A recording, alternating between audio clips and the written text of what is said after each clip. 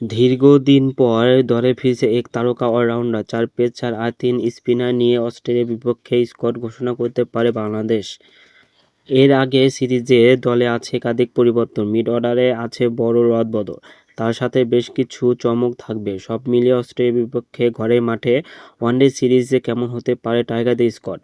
প্রায় ১৫ বছর পর অস্ট্রেলিয়ার বিপক্ষে ওয়ানডে সিরিজ খেলতে মাঠে নামছে বাংলাদেশ ক্রিকেট দল।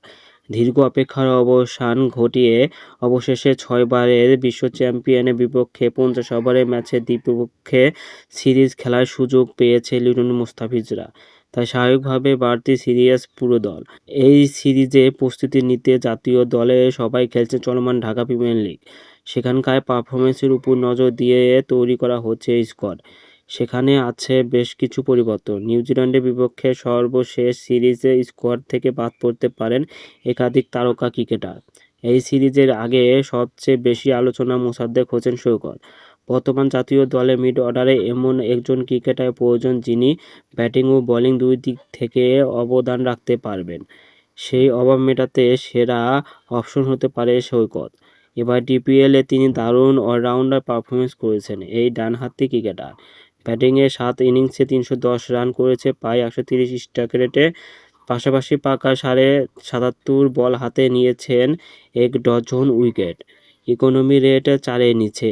এমন পারফরমেন্সের কারণে অস্ট্রেলিয়া সিরিজের আগে আলোচনা এই অলরাউন্ডারের নাম। টপ অর্ডারে থাকতে পারেন তানজিম তামিম ও সৌম্য সরকার। তামিমের ব্যাট হাতে জাতীয় দল এবং ডিপিএলে উভয় জায়গায় ফর্মে আছে। সর্বশেষ ম্যাচেও হাঁকিয়েছে সেঞ্চুরি। অন্যদিকে সৌম্য নিজের নামের প্রতি সুবিচার করতে না পারলেও জাতীয় দলে তার পারফরমেন্স একেবারে ছেড়ে দেওয়ার মতো না। তাদের সাথে আরও একবার ডাক পেতে পারে সাইফ হাসান। তার সাথে সাবেক অধিনায়ক নাজমুল হোসেন শান্তকেও দেখা যেতে পারে ৩ নম্বর পজিশনে। অস্ট্রেলিয়ার বিপক্ষে সিরিজে জিততে হলে শান্তকে অবশ্যই সামনে থেকে ভালো পারফরমেন্স করতে হবে। মিড অর্ডারে দলে আস্থার নাম ২ ডানহাতি তৌহিদ হৃদয় এবং উইকেটকিপার লিটন কুমার দাস। হৃদয় ডিপিএলের সর্বশেষ ম্যাচে হাঁকিয়েছিলেন দারুণ এক সেঞ্চুরি। তাদের সাথে টিকে থেকে পারেন তরুণ মাহদি ইসলাম অঙ্কন।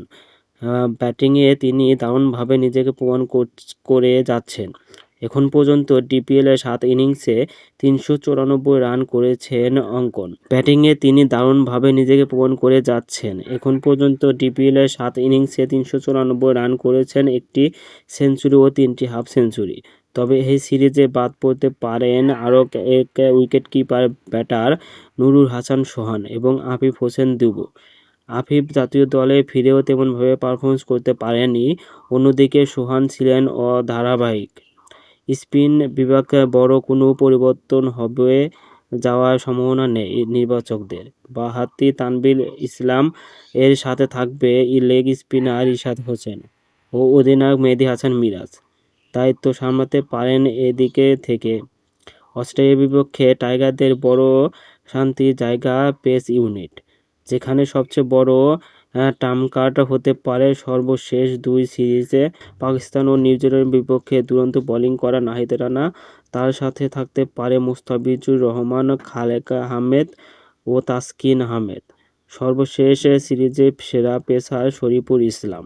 সবশেষে বলা যায় যে অস্ট্রেলিয়ার বিপক্ষে বাংলাদেশে একটা ভালো স্কোয়াড নিয়ে মাঠে নামবে।